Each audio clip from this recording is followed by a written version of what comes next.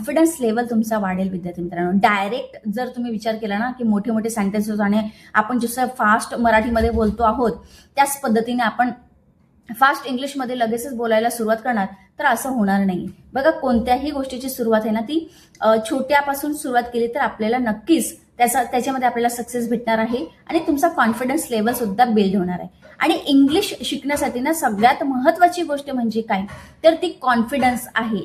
चला तर विद्यार्थी मित्रांनो, माझ्या युट्यूब चॅनलवरती तुम्हा सर्वांचे अगदी मनापासून स्वागत करते. तर विद्यार्थी मित्रांनो, जसे की आपला हा आजचा इंग्लिश कोर्सचा बेसिक इंग्लिश कोर्सचा हा आपला 12वा दिवस आहे आणि आपण 10 दिवस ऑलरेडी कंप्लीट केलेले आहेत. या 10 दिवसांमध्ये आपण बेसिक रूल्स जे होते म्हणजे स्ट्रक्चर कसा असावा, वर्ब्स कोणाला म्हणतात किंवा जे सब्जेक्ट आहेत ते कसे असतात किंवा ते कोणते आहेत, हे सगळ्या गोष्टी आपण मागील 10 दिवसांमध्ये कंप्लीट केलेला आहे. म्हणजे आपण 0 पासून सुरुवात केलेली आहे. आणि मागील व्हिडिओमध्ये आपण जे दैनंदिन जीवनामध्ये उपयुक्त काही वाक्य होती ती आपण विथ एक्सप्लेनेशन म्हणजे मराठी ट्रान्सलेशन सोबत आपण या ठिकाणी पाहिलेली आहेत. आणि आजही आपण काही प्रश्नार्थक वाक्य या व्हिडिओमध्ये आपण पाहणार आहोत जी आपण दैनंदिन जीवनामध्ये वापरतो. अशी काही वाक्य आहेत ती आपण या व्हिडिओमध्ये पाहणार आहोत. तर लगेचच व्हिडिओला सुरुवात करूया. आणि हो विद्यार्थी मित्रांनो, अजूनपर्यंत चॅनलला सबस्क्राईब केलं नसेल तर लगेच जायचं आहे आणि चॅनलला सबस्क्राईब करायचं आहे आणि बेल आयकॉन प्रेस करून घ्यायचं आहे आणि माझ्याबरोबर इंग्लिश बोलायला सुरुवात करायची आहे. तर बघा, या ठिकाणी पहिलं जे वाक्य आहे ते या ठिकाणी आपण घेऊया. तू माझ्या बरोबर येत आहेस का? नॉर्मली आपण मराठी भाषेमध्ये हा प्रश्न नेहमी आपल्या मित्रांना वगैरे विचारतच असतो, तू माझ्या बरोबर येत आहेस का? ठीक आहे. तर या ठिकाणी आपल्याला आता हा प्रश्नार्थक आहे म्हणजे आपल्याला जो हेल्पिंग वर्ब आहे तो या ठिकाणी अगोदर वापरायचा आहे. ठीक आहे. Are you coming with me? आता येणे ह्याच्यासाठी कम हा जो वर्ब आहे तो या सेंटेन्समध्ये लागणार आहे. ठीक आहे. आणि हेल्पिंग वर्ब असणार आहे आर, कारण यूच्या मी मागील काही व्हिडिओमध्ये ह्या गोष्टी क्लिअर केलेल्या आहेत की यूच्या पुढे काय लागतो तर आर लागतो. तर बघा, are you coming with me अशा पद्धतीने या ठिकाणी आपल्याला सेंटेन्स बनवता येणार आहे. Are you coming with me? तू माझ्या बरोबर येत आहेस का? तर बघा, दुसरा जो वाक्य आहे या ठिकाणी तो पण अतिशय सोपा आहे. तुला खात्री आहे का? आता बघा, खात्री हा जो शब्द आहे त्याला आपण इंग्लिशमध्ये शुअर असं म्हणतो. ठीक आहे. तुलासाठी या ठिकाणी आपल्याला यू वापरायचं आहे. ठीक आहे. आणि आपण या ठिकाणी प्रश्नार्थक वाक्य वापरतो आहोत. ठीक आहे. म्हणजे आहे साठी आपल्याला या ठिकाणी आर वापरायचं आहे. ठीक आहे. तुला खात्री आहे का? Are you sure? तर अशा पद्धतीने छोटेसे सेंटेन्सेस आहेत पण खूप महत्वाचे सेंटेन्सेस आहेत आणि हे आपण दैनंदिन जीवनामध्ये वापरतो असे सगळे सेंटेन्सेस आहेत. ठीक आहे. तिसरा सेंटेन्स आहे, हे तुझे आहे का? हे तुझे आहे का? Is it yours? ठीक आहे. परत तुझ्यासाठी सुद्धा आपल्याला या ठिकाणी काय वापरायचं आहे?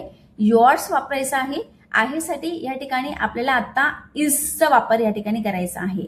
ठीक आहे. आता या ठिकाणी आपल्याला तुझे, हे तुझे आहे का म्हणजे एखादी वस्तू ही आपल्याला विचारायची आहे की ही तुझी आहे का?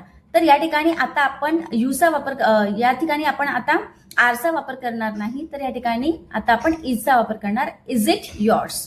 ठीक आहे. तर बघा, ग्रामर तुम्ही या ठिकाणी लक्षात ठेवायचं नाहीये, फक्त सेंटेन्सेस लक्षात ठेवायचे आहे आणि प्रॅक्टिस करायची, डेली प्रॅक्टिस करायची आणि इंग्लिश बोलायला आपल्याला शिकायचं आहे.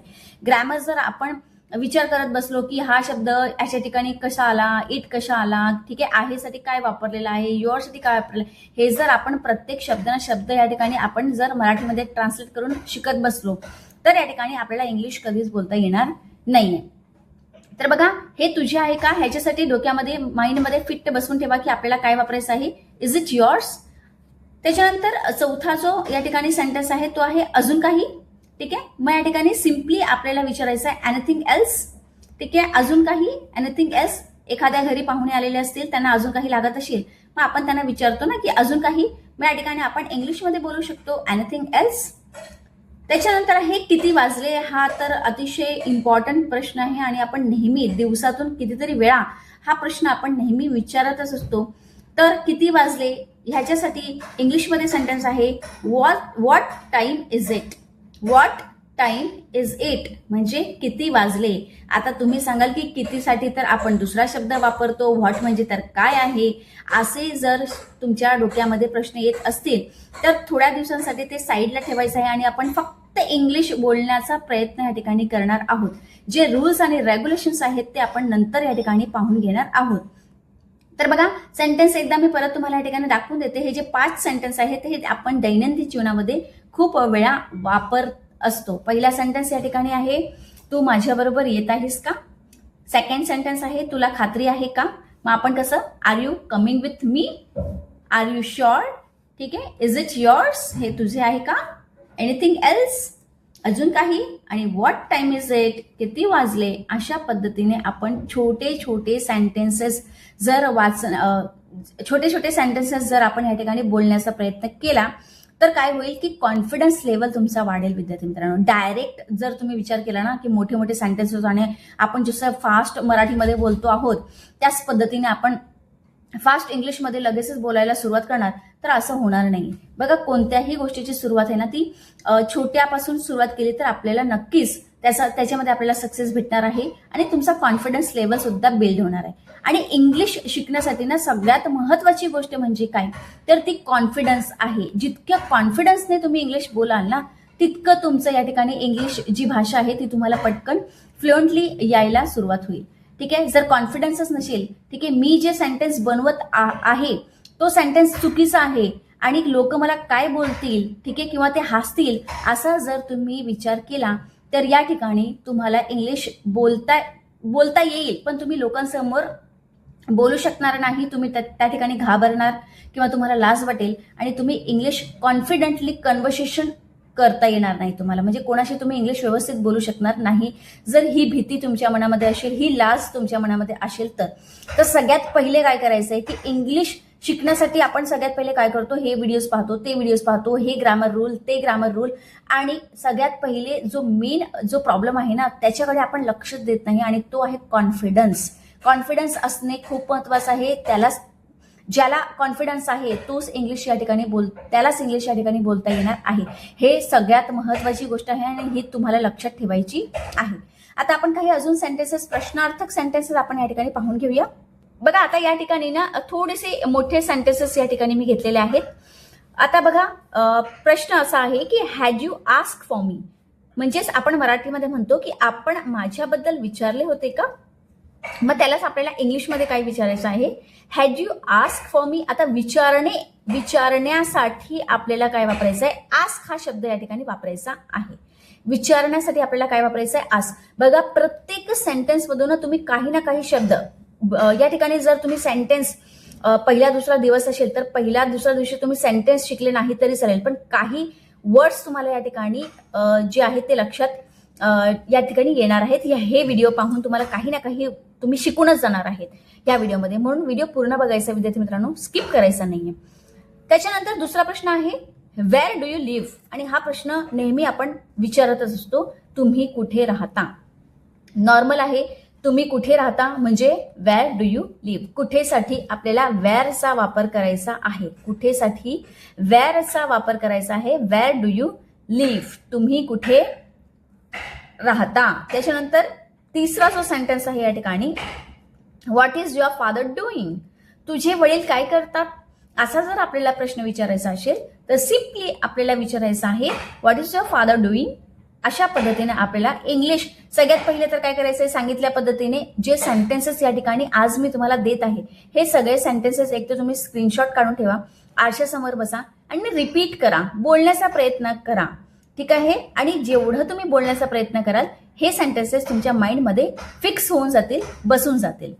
त्याच्यानंतर आहे वेअर डू वी गो नाव, आम्ही आता कुठे जाऊ. वेअर डू वी गो नाव, आम्ही आता कुठे जाऊ. आता या ठिकाणी जाऊसाठी गो, ठीक आहे, जाण्यासाठी आपण गो वापरतो हे आपल्याला माहिती आहे. मग जाण्यासाठी आपल्याला गो वापरायचं आहे आणि कुठेसाठी काय वापरायचं आहे, वेअरचा वापर या ठिकाणी करायचा आहे. मागे सांगितल्या पद्धतीने आपल्याला कुठेसाठी वेअरचा वापर करायचा आहे. वेअर डू वी गो नाव, आम्ही आता कुठे जाऊ. त्याच्यानंतर आहे की हे खरे असू शकेल का, हे खरे असू शकेल का. मग या ठिकाणी कॅन इट बी ट्रू, अशा पद्धतीने हा सेंटेन्स या ठिकाणी आपल्याला वापरायचा आहे. कॅन इट बी ट्रू, ठीक आहे. ट्रू म्हणजे खरे आणि शकण्याला आपण कॅनचा वापर करतो इंग्लिशमध्ये. म्हणजे जर आपल्याला मराठीमध्ये शकण्याविषयी काहीतरी बोलायचं आहे, ठीक आहे, म्हणजे शक्यता आपल्याला जर दाखवायची आहे तर शक्यतासाठी आपण कॅनचा वापर या ठिकाणी इंग्लिशमध्ये करत असतो. हे थोडंसं लक्षात या ठिकाणी ठेवायला लागणार आहे. त्याच्यानंतर पुढचा जो सेंटेन्स आहे तो आहे whom are you speaking to. आपण कोणाशी बोलत आहात. समजा एखाद्या फोनवरती बोलत आहे आणि तुम्हाला विचारायचं आहे की कोणाशी बोलत आहात, मग या ठिकाणी आपण काय वापरू शकतो, whom are you speaking to. Speak म्हणजे बोलणे, ठीक आहे, आणि हुम म्हणजे कोणाशी, ठीक आहे. हे दोन शब्द या ठिकाणी ह्या सेंटेन्समध्ये अतिशय महत्वाचे आहेत. एक तर स्पीकिंग म्हणजे बोलणे, ठीक आहे, स्पीक म्हणजे बोलणे आणि स्पीकिंग ह्याचा अर्थ होतो की बोलत आहात, ठीक आहे. मग whom are you speaking to, आपण कोणाशी बोलत आहात. त्याच्यानंतर पुढचा जो सेंटेन्स आहे तो आहे what do you know about me. What do you know about me. Know म्हणजे माहीत असणे. मग या ठिकाणी सेंटेन्स होईल तुला माझ्याबद्दल काय माहीत आहे. तुला माझ्याबद्दल काय माहीत आहे. अशा पद्धतीने जर आपल्याला मराठीमध्ये हे असे सेंटेन्सेस आहेत ते आपण काय करणार आहोत, इंग्लिशमध्ये ट्रान्सलेट करून आणि ते रिपीट करण्याचा प्रयत्न करणार आहोत. बाकीचं ग्रामर तुम्हाला या ठिकाणी आता सध्या लक्षात घ्यायचं नाहीये. आपण 30 डेजचा जो चॅलेंज घेतलेला आहे त्या चॅलेंजमध्ये बेसिक जे रूल्स होते ना ते मी मागील 10 दिवसांमध्ये समजून देण्याचा प्रयत्न केलेला आहे. त्याच्यानंतर आपण लगेचच काय केलेलं आहे की डायरेक्ट आपण आता सेंटेन्सेस सिच्युएशन नुसार आपण सेंटेन्सेस घेण्याचा प्रयत्न या ठिकाणी करत आहोत. तर जो कालचा जो व्हिडिओ होता त्याच्यामध्ये पण आपण दैनंदिन जीवनातील एक सिच्युएशन घेतलेली होते, त्याच्यानुसार आपण सेंटेन्सेस पाहिले होते. आणि आजही या ठिकाणी या व्हिडिओमध्ये सुद्धा आपण प्रश्नार्थक सिच्युएशन घेतलेली आहे की आपल्याला जर प्रश्न विचारायचे असतील समोरच्याला तर आपण कोणत्या पद्धतीने इंग्लिशमध्ये सेंटेन्सेस बनवू शकतो हे आपण या ठिकाणी ह्यामध्ये विचार करण्याचा प्रयत्न केलेला आहे, ठीक आहे. सेंटेन्सेस जर तुम्हाला या ठिकाणी हार्ड वाटले असतील तर मला कॉमेंट बॉक्समध्ये नक्की सांगायचं आहे, कारण काही विद्यार्थी असे असतील की त्यांना इंग्लिश अजिबात येत नाहीये. मग अशा विद्यार्थ्यांसाठी जर त्यांनी कॉमेंट केला तर मी त्यांच्यासाठी अतिशय सोपे जे सेंटेन्सेस आहेत, ठीक आहे, म्हणजे एकदम व्हॉट इज युअर नेम पासून आपण जर सुरुवात केली तर असे जे सेंटेन्सेस आहेत ते सुद्धा मी पुढच्या व्हिडिओमध्ये बनवण्याचा प्रयत्न करणार आहे. पुढच्या व्हिडिओमध्ये असे सेंटेन्सेस मी तुम्हाला देण्याचा प्रयत्न करणार आहे.